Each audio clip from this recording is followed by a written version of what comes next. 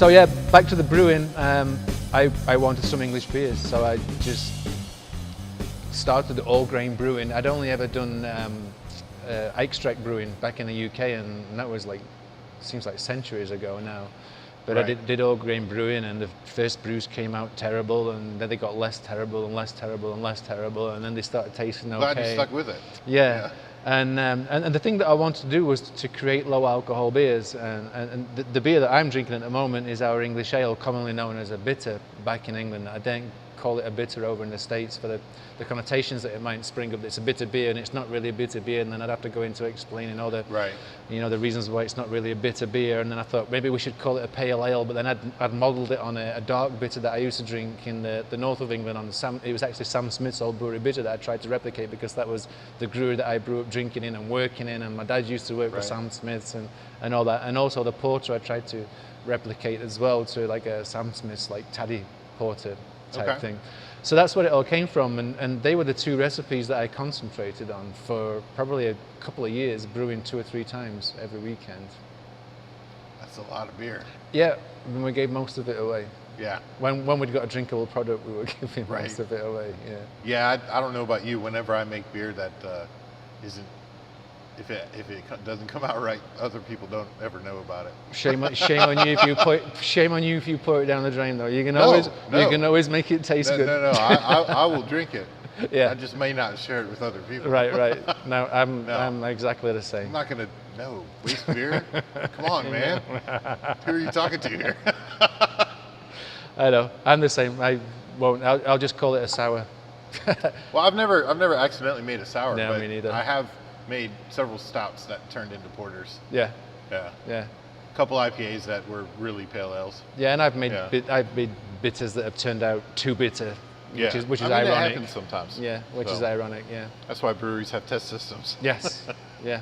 Which is kind of funny, because I guess this happens to a lot of breweries as well. Our test system is now my garage system that I used to brew on with Dave Wilkinson is your test every system weekend now? Is now our test batch system. Yeah. I think that's fairly common. Yeah. I've seen it before. Well, cool. That's all. Sounds like just all these circumstances came together at the right time. It was, there's a famous quote, and I don't know who it's attributed to, but it was like the last time I heard the quote, it was attributed to a golfer or something like. And it just won some open competition, and they said like, "Oh, you were really lucky to win that competition, weren't you?" And he said, "Yeah, it's funny. The harder I work, the luckier I get." And I honestly think that's what it's been. It's been 5 years of sweat, late nights, not seeing your family. The business plan, getting the investors, all the hiccups with getting the equipment into place. Absolutely. With the construction, yeah. Everybody does it. And, I'm not going to call anybody out on that. Everybody has problems. I've talked to all the brewers, and it's not just a brewing problem as well. It's just a county or a whatever problem. Yeah. And I guess the hardest thing for us was we were the first brewery in Carey, so they didn't really know how to approach it. Right. And we were just working with one another, and thankfully it turned out really good. And Carey have been very supportive to us as a company. I suppose Carey needs more breweries. Yeah, they don't need any more. No. Just the one. Just the one. Yeah. Okay. Just the one quality English brewery. Yeah. So no American breweries in Carey. No, or even English ones. England. It's nice. Just going back to we were kind of we only opened with 3 beers. We opened with the English ale. Okay. And we opened with a porter, and we opened with a blonde. And I have to say, this porter is excellent. Thank you very much. It's a lot of Americans that come in and say, well, this is not a porter. Well, why don't you think it's a porter? Because it's not extremely hopped. I said, well, that's because it's an English style porter where it originated from. It's not like flavor. I didn't realize porters were supposed to be extremely hopped. Well, the American ones that I've tried have been over hopped, in my opinion. But then again, I'm sensitive to hops, so I think that's an extremely well balanced one, English style. The English ones are not over hopped. A lot of American ones that I had have tended to be too hoppy for my palate palate. might be deadened to hops Perhaps. as well. Perhaps. Because I have this theory about beer that you can't put too many hops in it. Yeah, I know. You're going for that 2,000 IBU IPA, Kyle. I know you. I had 1,000 IBU once. All right, so that's 1,000 It was pound. difficult to drink. 1,000 pound of hops into a 10-gallon. Mashed No. When boil I kettle. brew beer, I only put like a pound of hops in my pale ale for a 10-gallon batch. It's not overly excessive. And I forgot where I was going then, but yeah, I want to bring a little piece of England over to America. We've gone back to the roots.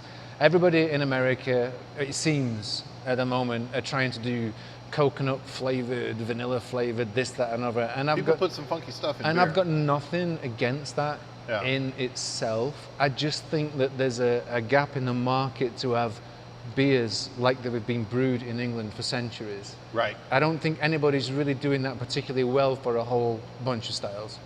And that was going back to my earlier point. We only started off with 3 beers that took us several years to perfect the recipes. We didn't start off with 10 beers and 7 of them might have been mediocre. We just, concentrated on those 3 beers, and I think some people thought we'd lost our mind when we said we were just going to do that. You only need one good beer. I know. Yeah. I know, and that was my philosophy, and people thought I was crazy and it was a bit of a gamble, but I stuck to my guns, and we still only do 4 beers, and we've been open for 4 months, just about to introduce our 5th beer. You're not doing the brewing here, though. No. You've passed that along. Yes. I used to do, I brewed, like I said, 2 or 3 times every weekend for several years, getting just down 2 recipes. Yeah. I used to brew in a 40-pint system. This bad boy behind us is 7,440 pints. Well, I think we got some questions for your head brewer then. Yeah. So the thing is, I went from a 40-pint system, with like a couple of buttons, from a $30 ingredient. Yeah. And if it went wrong, I could. It's a big difference. That's okay, but this usually costs about $3,000 to brew every time. So I thought, time to hire a pro. So yeah, there's a history. Brief history. I appreciate it, man. Thanks for taking the time to talk to us. Absolutely, anytime. Yeah. Thanks, Kyle.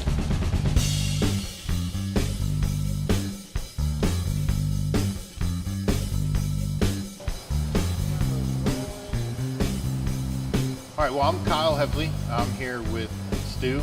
I'm sorry, Stu, I actually don't know your last name. Shame on you. How many times have I been into your homebrew store?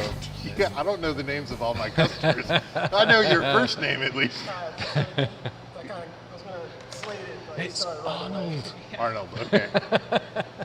Yeah, we should probably cut that first part out anyways. Okay, we're rolling. Started rolling it? Yeah. Okay. Do you want to do I'm- that? Okay, so we're going? It's good? Okay.